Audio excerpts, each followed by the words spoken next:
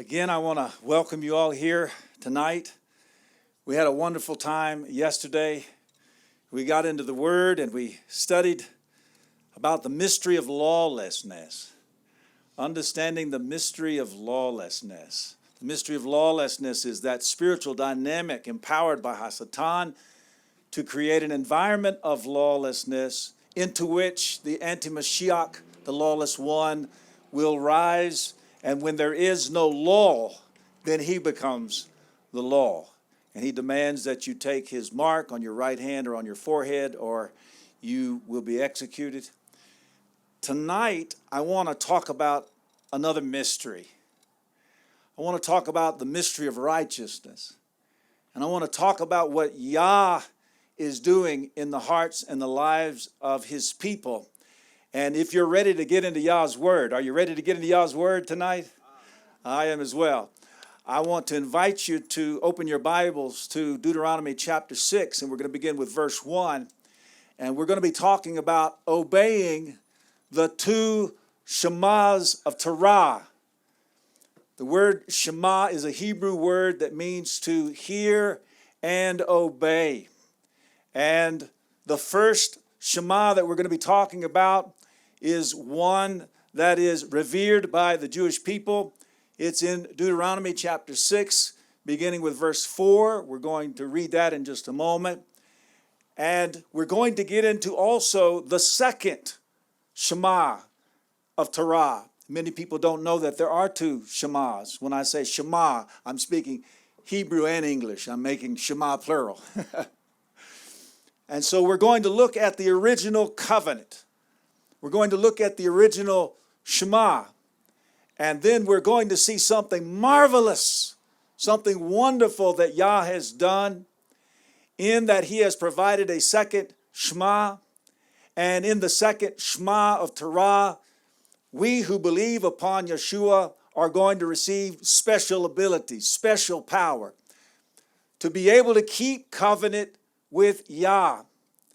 Keeping covenant with Yah is being successful in the marriage. Yah does not want another failed marriage.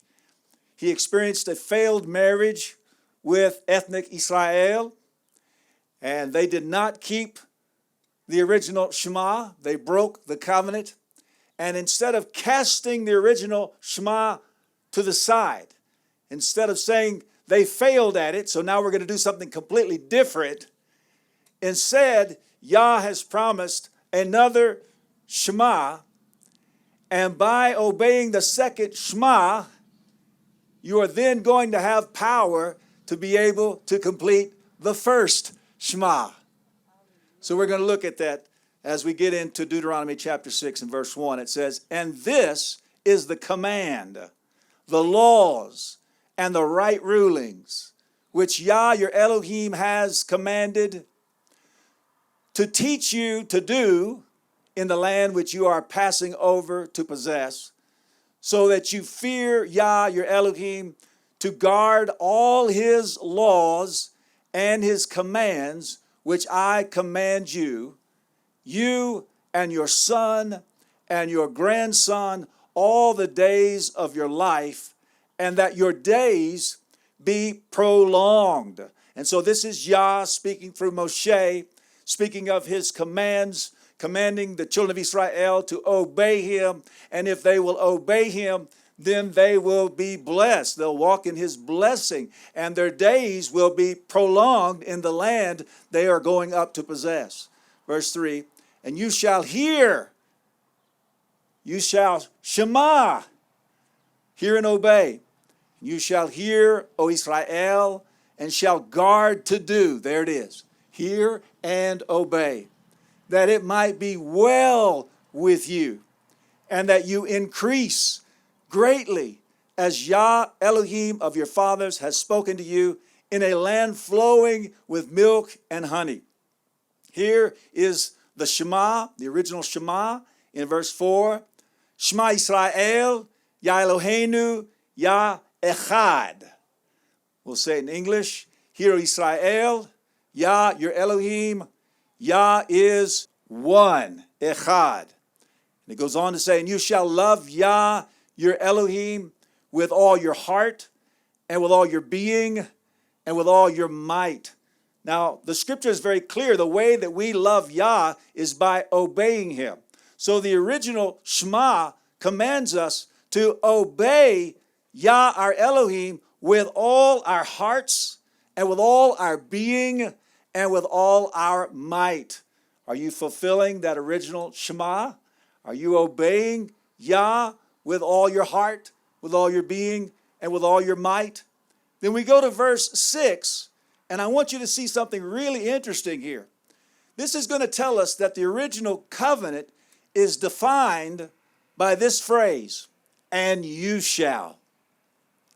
And you shall. Notice how many times we read and you shall in this chapter.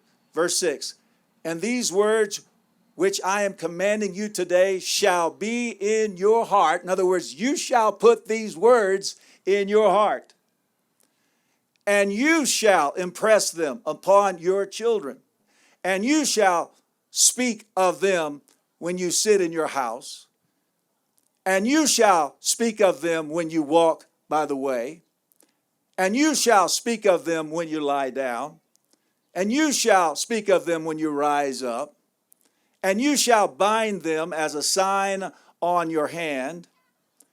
And you shall make them as frontlets between your eyes. And you shall write them on the doorposts of your house and on your gates. Notice Yah is saying you're to do the writing. We go on. Look at verse 13. Fear Yah your Elohim. In other words, and you shall fear Yah your Elohim, and serve him, and swear by his name. Do not go after other mighty ones, the mighty ones of the peoples who are all around you.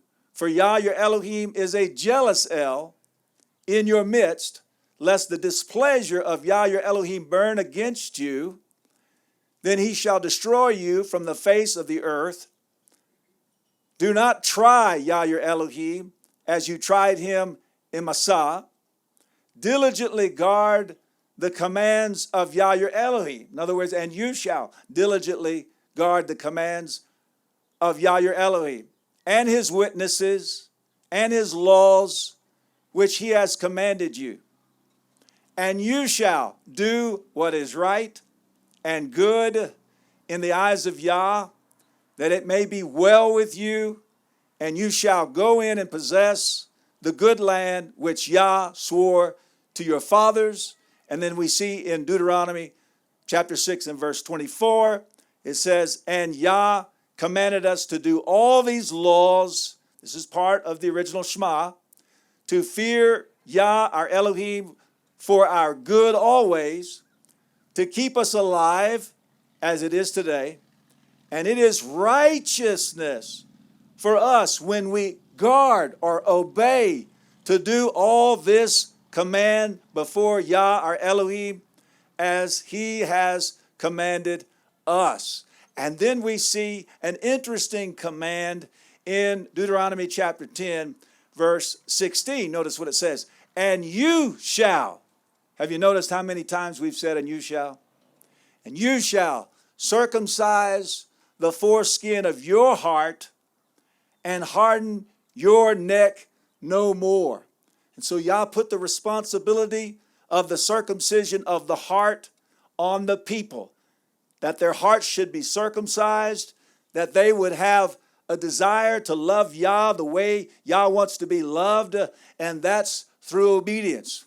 So the question is, did they obey? Were they successful in the covenant? Let's look at Jeremiah 31, beginning with verse 31.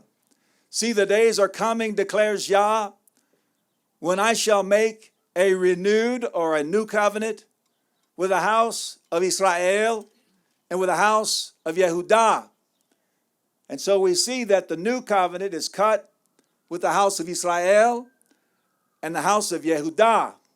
Doesn't say anything about the covenant being cut with a Roman-rooted Gentile church.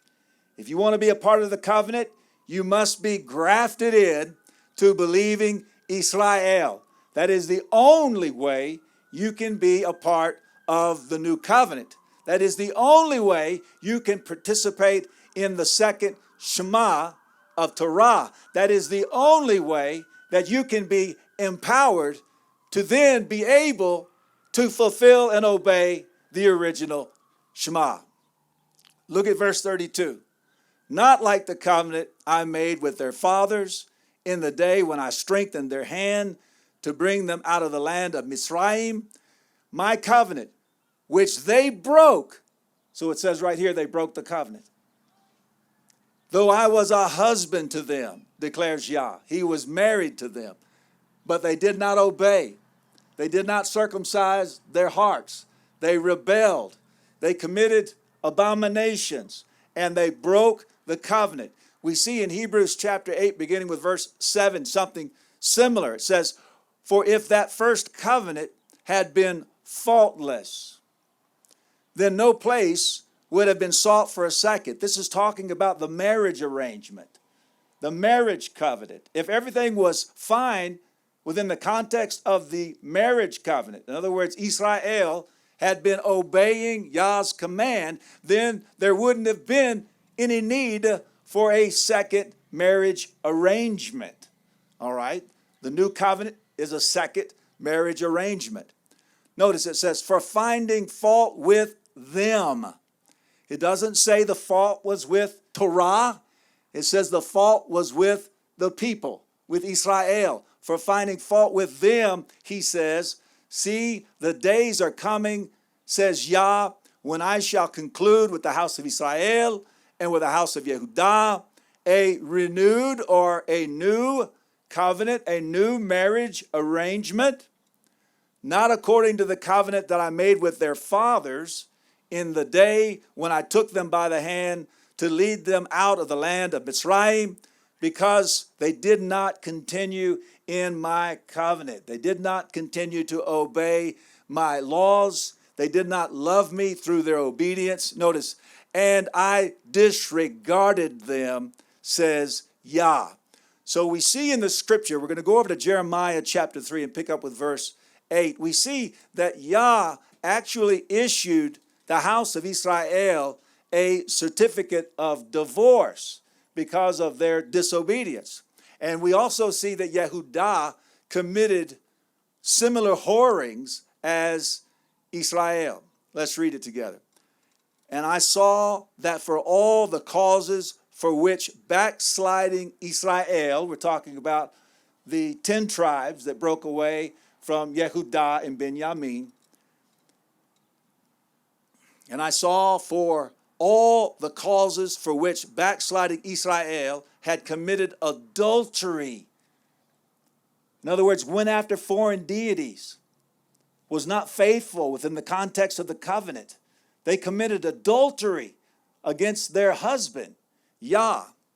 Notice it says, I had put her away and given her a certificate of divorce. So Yah allowed the sovereign of Assyria to come in and to defeat the house of Israel and to take them off into captivity, into the empire of Assyria. And they were then assimilated into the nations. They forgot who they were. They forgot that they were the natural seed of Abraham. They married into the nations. They served the false deities of the nations. They continued in the abomination of the nations. And again, they lost their identity. Yah had put them out of his house. He threw them out of his land, and he gave them a certificate of divorce. He divorced them. Goes on to say, yet her treacherous sister Yehudah did not fear, but went and committed whoring too. So they broke the covenant as well. And Yah allowed the sovereign of Babylon to come in and take them off into exile in Babylon. And they were there for 70 years, but then they were brought back into the land. And so we see this utter breakdown, this complete failure in the marriage. It is appropriate to say and to see it this way, that Yah had a failed marriage. It wasn't his fault. But he doesn't want another failed marriage. So he's going to make a new covenant, a new marriage arrangement that's going to be different, that's going to be spectacular, that's going to be awesome, that's going to be powerful, that's going to give his bride what she needs to be able to be successful in the marriage. And that arrangement is spoken of in the second Shema of Torah. So let's look at it. It's in Deuteronomy chapter 18, beginning with verse 18. And this is prophetic.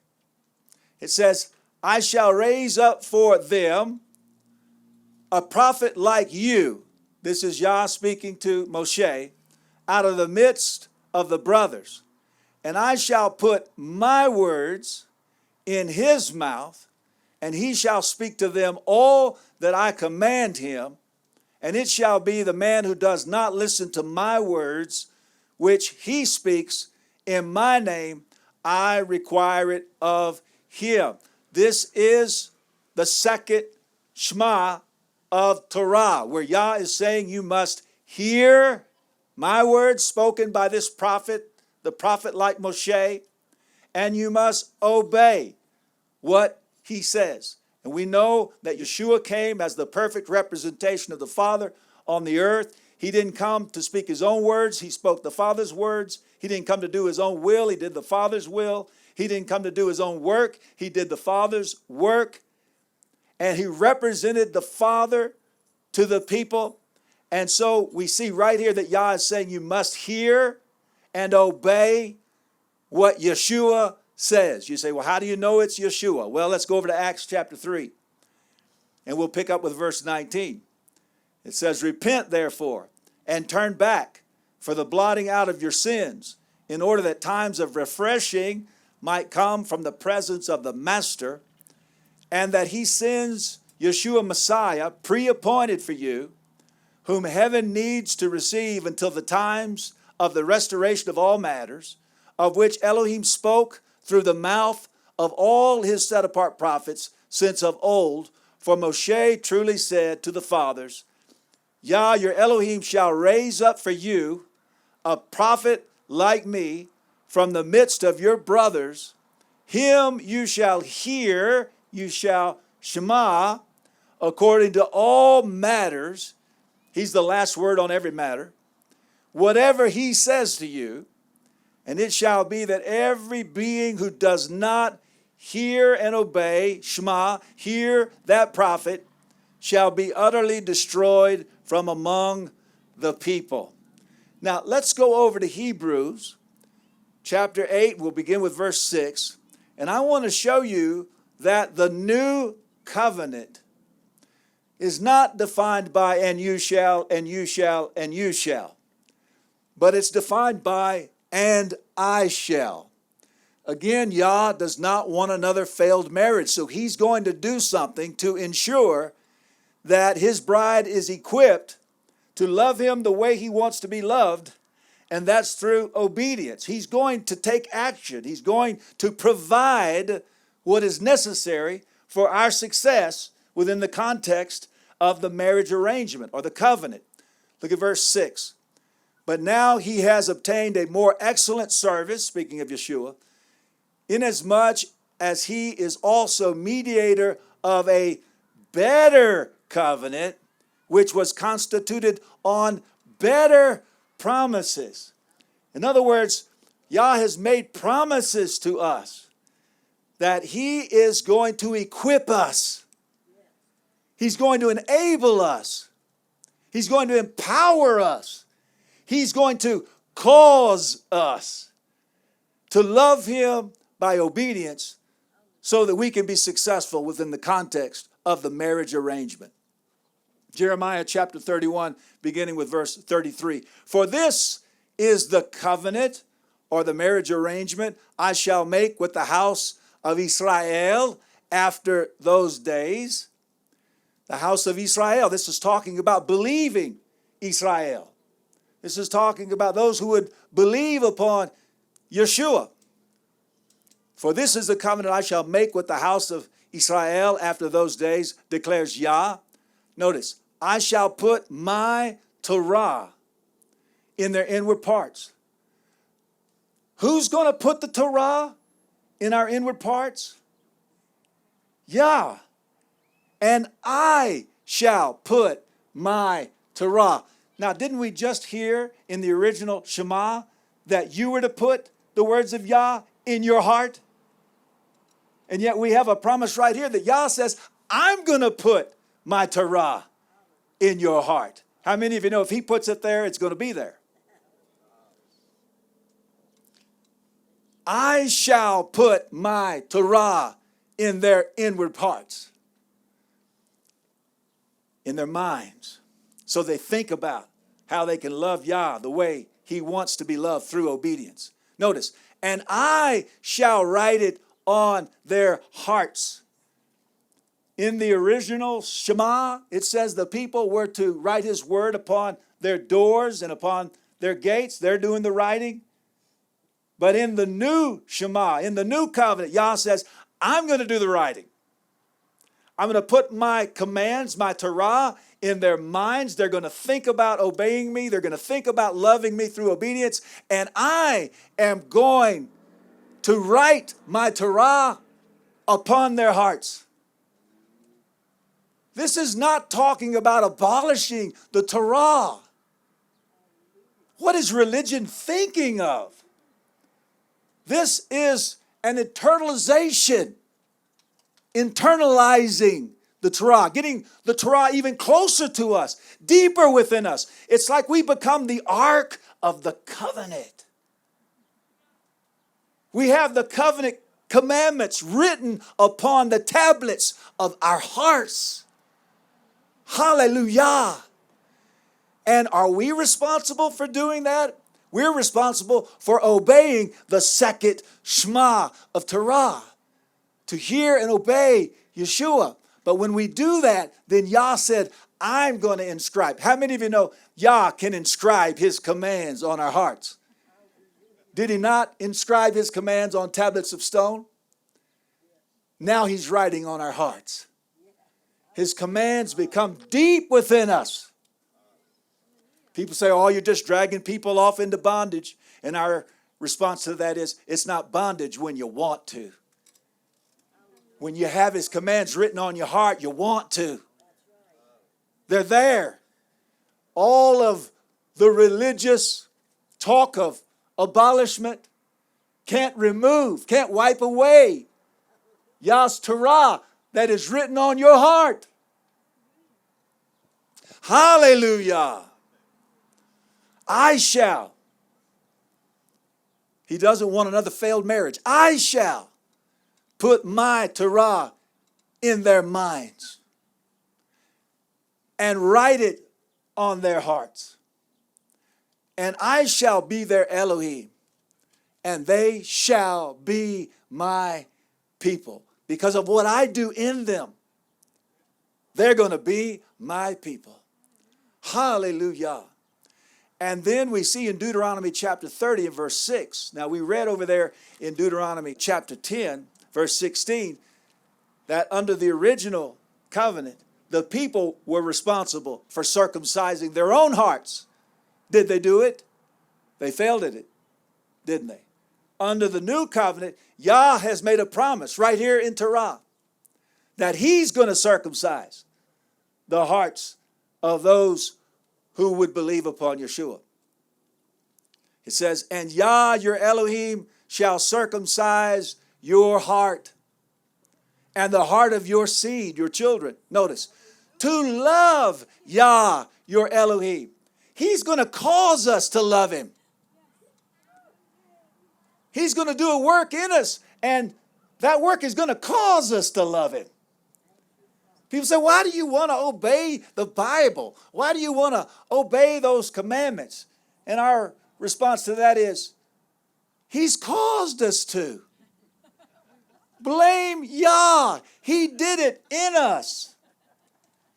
That's how we need to define our movement. Yah is behind this movement.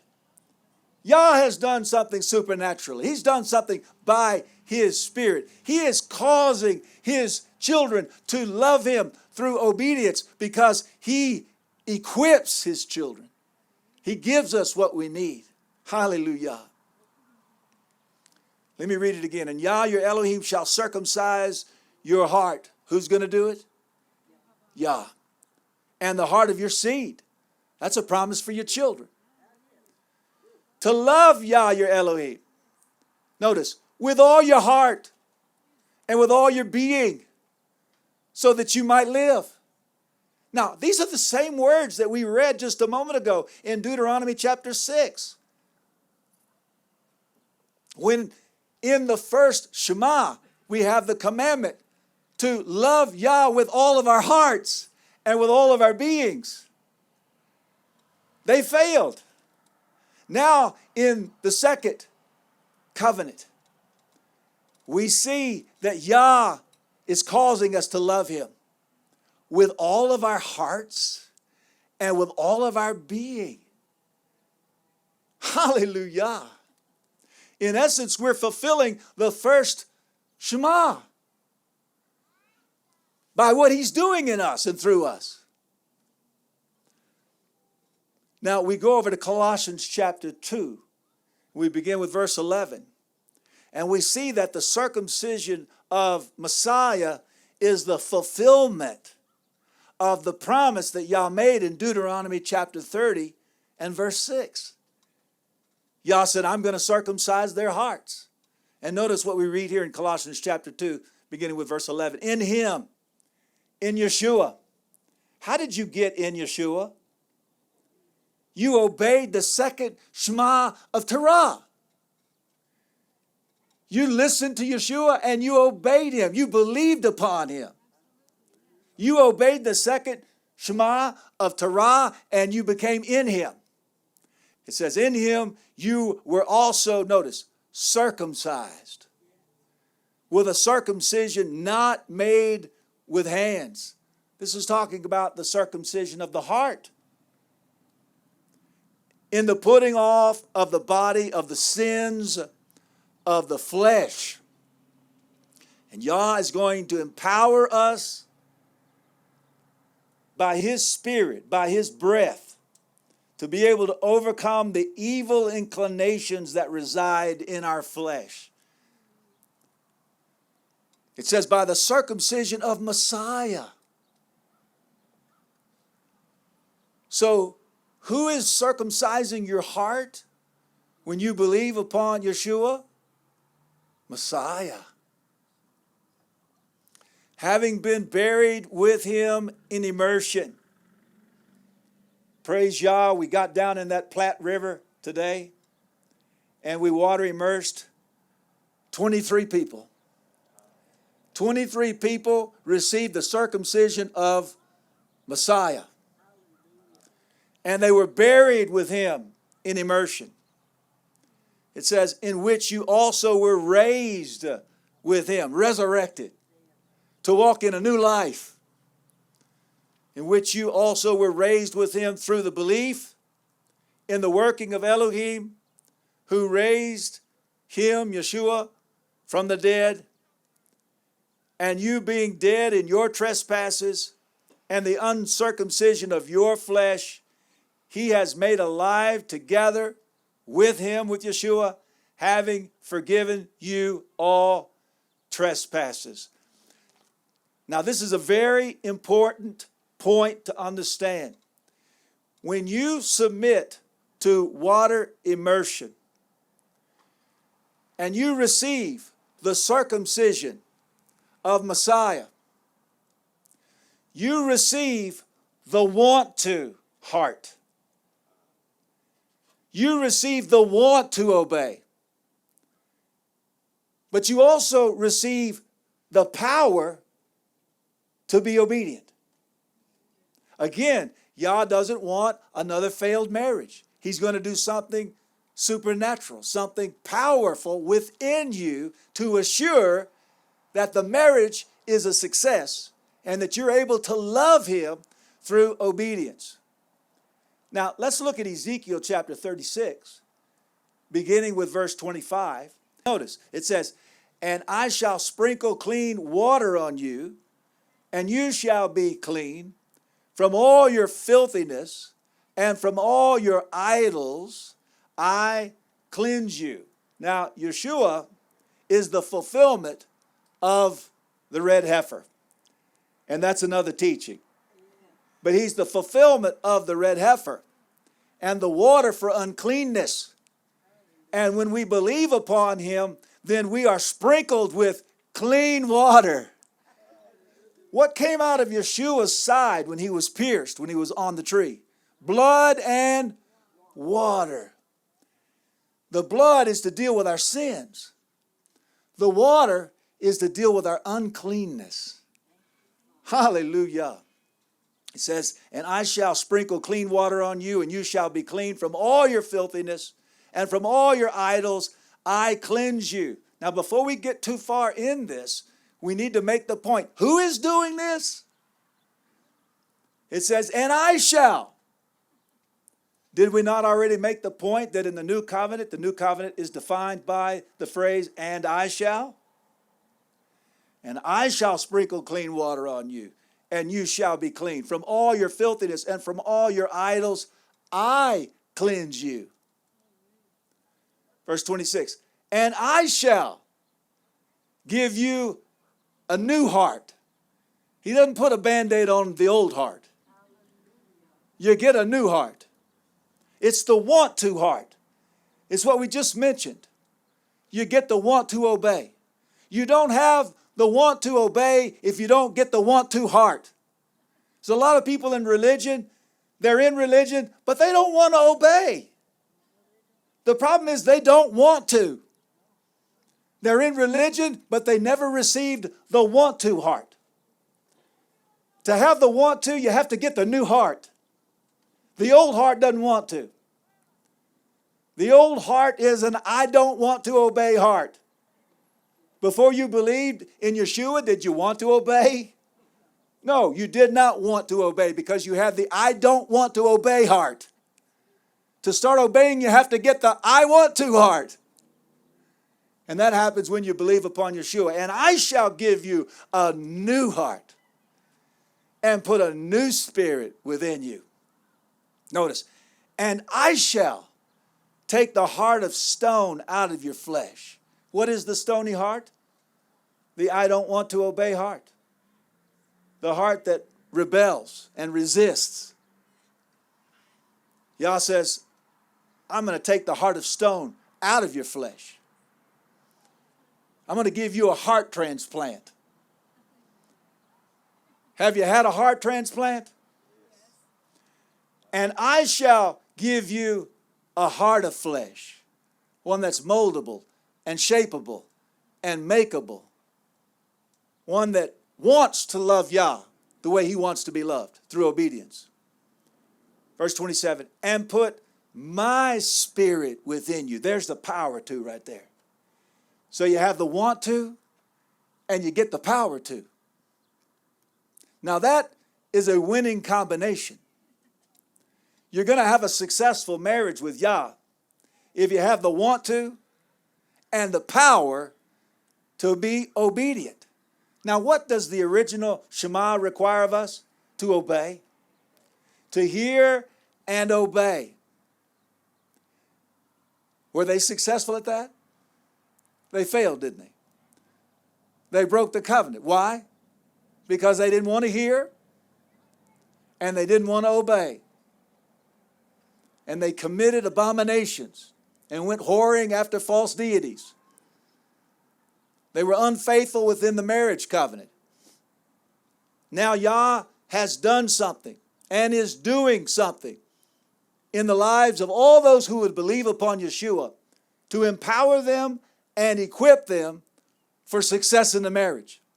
And that's what these prophetic verses are talking about. "And I shall take the heart of stone out of your flesh, and I shall give you a heart of flesh and put my spirit within you." That's the want to obey and the power to be obedient. Now, the next sentence is so powerful. I pray that you don't just read right past it.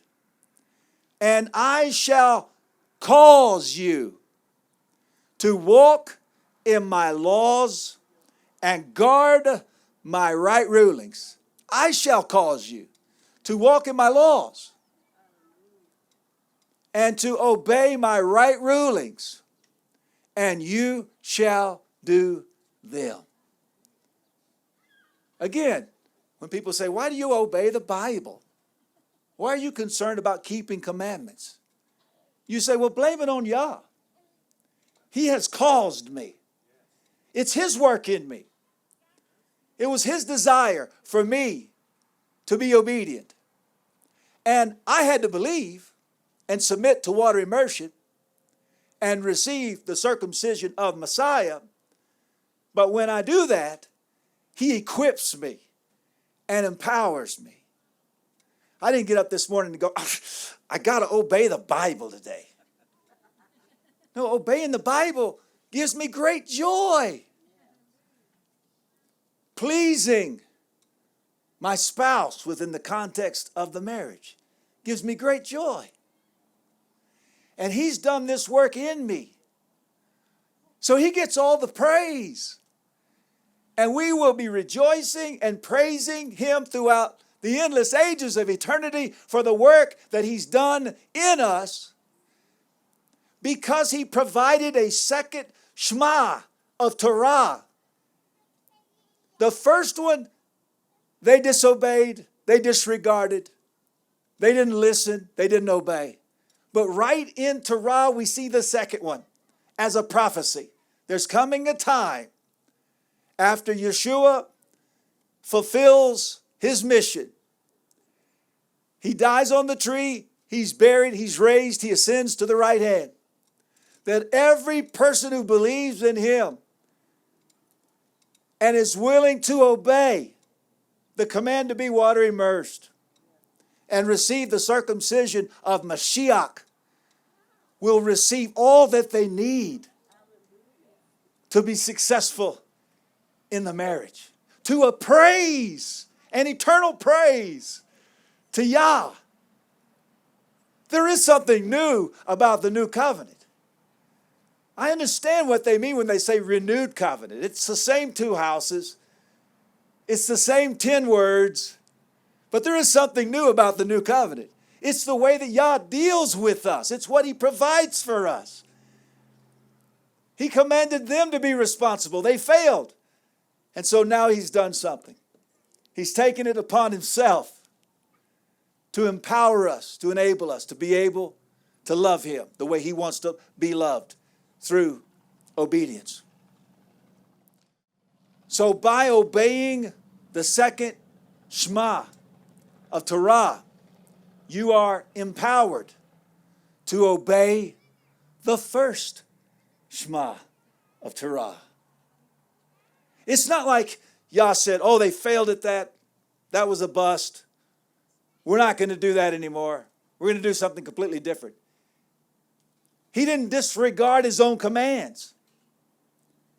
He didn't say the 10 words are no longer binding. He didn't say we're going to do something different. He didn't say we're going to start some new religion. What He did was He provided within the context of His Torah a second Shema, that in the process of time, in due season, those who would believe upon His Son would be empowered to be able to obey the original Shema. He doesn't take the 10 words and disregards them, casts them off. He internalizes them in you. He puts them in your mind so that you think about how you can love Him the way He wants to be loved. He writes them upon your heart. Again, you become the ark of the covenant.